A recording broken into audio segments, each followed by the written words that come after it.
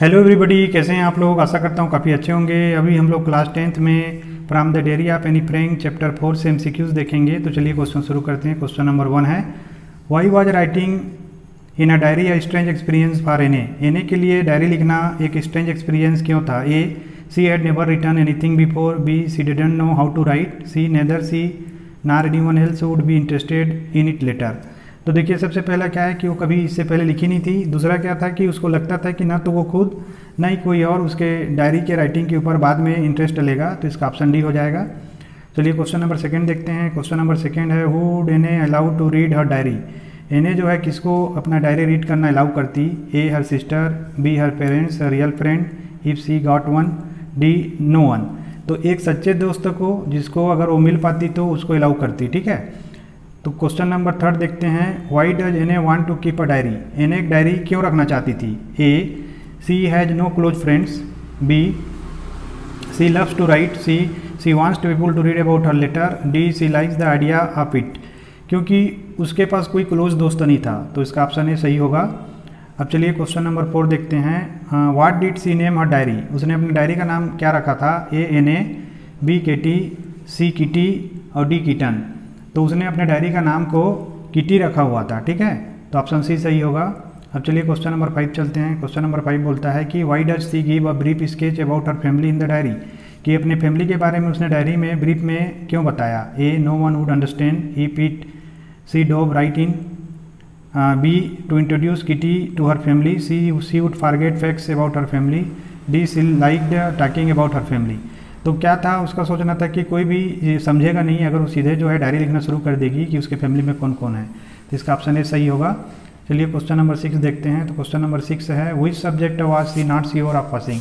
कि किस सब्जेक्ट में वो पास होने के लिए श्योर नहीं थी। तो ये maths, B science, C English, D all of the above. तो मैथ्स में जो है ना ऑप्शन ए सही होगा, वो पास होने के लिए श्योर नहीं थी। अब क्वेश्चन नंबर 7 देखते हैं, why was mister Keesing annoyed with her. Mister Keesing उससे परेशान क्यों रहते थे। A, she was not a good student. B, she was talkative. She was rude. और D all of the above. तो क्योंकि वो बहुत ज़्यादा बोलती थी तो इसका ऑप्शन भी सही होगा। ठीक है, सी वाज टॉकटिव। अब चलिए क्वेश्चन नंबर 8 देखते हैं। तो क्वेश्चन नंबर 8 है कि which topic was she to write an essay on as a part of her punishment. उसको पनिशमेंट के लिए किस टॉपिक पे एसे लिखने का पनिशमेंट मिला था। A, chatterbox. B, an incorrigible chatterbox. C, quack quack quack said mistress chatterbox. D all of the above. तो ये सब के लिए उसको मिला था। ठीक है, तो इसका ऑप्शन डी होगा। चलिए क्वेश्चन नंबर 9 देखते हैं, what language was the diary originally written in. Diary originally किस लैंग्वेज में लिखा गया था। A, Spanish. B, English. C, Dutch. और डी, फ्रेंच। तो इसका आंसर डच होगा। डायरी ओरिजिनली डच में लिखा गया था। अब चलिए क्वेश्चन नंबर 10 देखते हैं, हाउ डिड एने justify her being talkative in the essay. A, she discussed the subject topics in class. B, it is a habit. C, it is an inherited trait from her mother and you can't do much about it. और D, the class is boring. तो इन्हें कैसे justify करती थी कि उसके talkative habit को ऐसे में, तो वो सोचती थी कि चूंकि उसकी मदर भी बहुत ज़्यादा टॉकटिव है, बोलने वाली है, तो ये इनहेरिटेड प्रॉपर्टी है या ट्रेट है, इसलिए उसके लिए कुछ नहीं कर सकती। तो इसका ऑप्शन सी सही होगा। चलिए क्वेश्चन नंबर 11 देखते हैं, what shows acnes love for her grand mother. कि एने का ग्रैंड मदर के लिए प्यार जो है किस चीज़ को कैसे पता चलता था, है ना। A, she still thinks about her. B, she misses her. She let her birthday pass with little celebration. D, both 1 and 2। तो देखिए इसका ऑप्शन डी सही होगा कि वो हमेशा उसके बारे में सोचती रहती थी और उसको मिस करती थी। अब चलिए क्वेश्चन नंबर 12 देखते हैं कि वाई डज एने थिंक सी वाज लोनली। एने को ऐसा क्यों लगता था कि वो अकेली है। A, she had no friends. B, she had no real friends. She was all alone. D, she was an introvert. तो उसके पास कोई सच्चा दोस्त नहीं था। तो इसका ऑप्शन भी सही हो जाएगा। अब क्वेश्चन नंबर 13 देखते हैं, why was she unable to get closer to her already existing friends. कि उसके जो दोस्त थे उनके क्लोज और क्यों नहीं जा पा रही थी वो। A, she didn't like her friends. B, her friends are not understanding.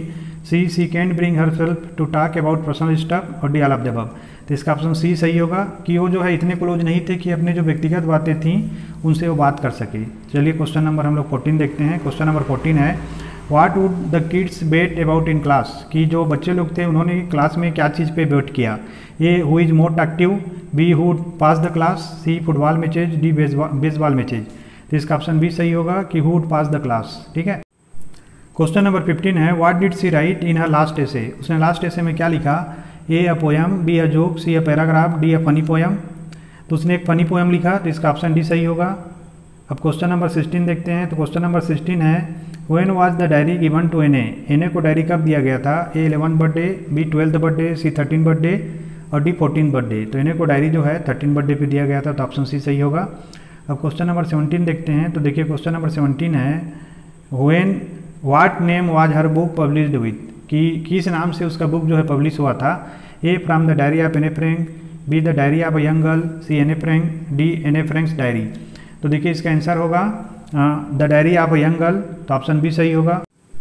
तो क्वेश्चन नंबर 18 है why did she not want to give a brief in the diary at first, कि वो शुरू में डायरी में अपना परिचय क्यों नहीं देना चाहती थी? A she didn't want to be formal, B she wanted the diary to be her real friends, she did not like the idea, D both A and B. तो इसका आंसर बोथ एंड बी होगा, क्योंकि शुरू में क्या है वो formal दिखना नहीं चाहती थी, फॉर्मल लगना नहीं चाहती थी, और दूसरा वो चाहती थी कि यह डायरी जो है ना उसकी सच्ची दोस्त बन जाए, क्योंकि उसका कोई रियल फ्रेंड नहीं था। चलिए क्वेश्चन नंबर 19 देखते हैं। How many siblings did Anne have, Anne के कितने सिबलिंग थे? तो हमने पढ़ा है कि एन के केवल 1 सिबलिंग थी, ए 1, बी 2, सी 3 और डी 4। तो इसका ऑप्शन ए सही होगा।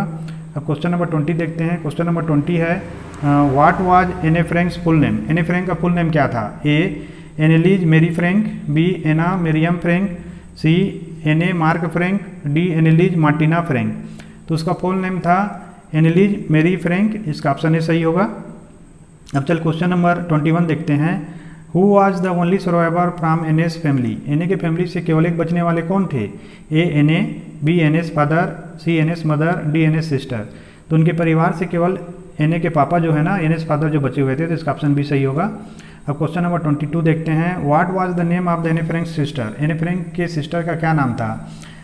पहला ऑप्शन है मार्गरेट, दूसरा है मार्गाट, सी है मेरी और डी है मार्टिना। तो एन ए फ्रैंक के सिस्टर का नाम मार्गाट था, ऑप्शन बी सही होगा।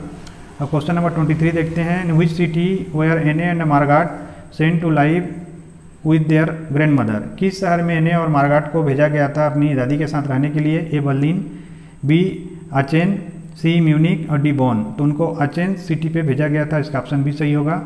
अब क्वेश्चन नंबर 24 देखते हैं। How old was an S father when he married her mother, कि एन ए के फादर जो है कितने उम्र के थे जब उन्होंने उसकी मम्मी से मैरिज किया था? ए 34, बी 35, सी 36 और डी 32। तो उसके पापा 36 उम्र के थे, 36 एज के थे। और क्वेश्चन नंबर 25 जो कि लास्ट क्वेश्चन है वो है कि on which date did Anne record the incident in mister Keesing's class in her diary, किस डेट पे एन ए ने इस घटना को रिकॉर्ड किया कि मिस्टर किसिंग के साथ क्लास में जो हुआ उसके डायरी में?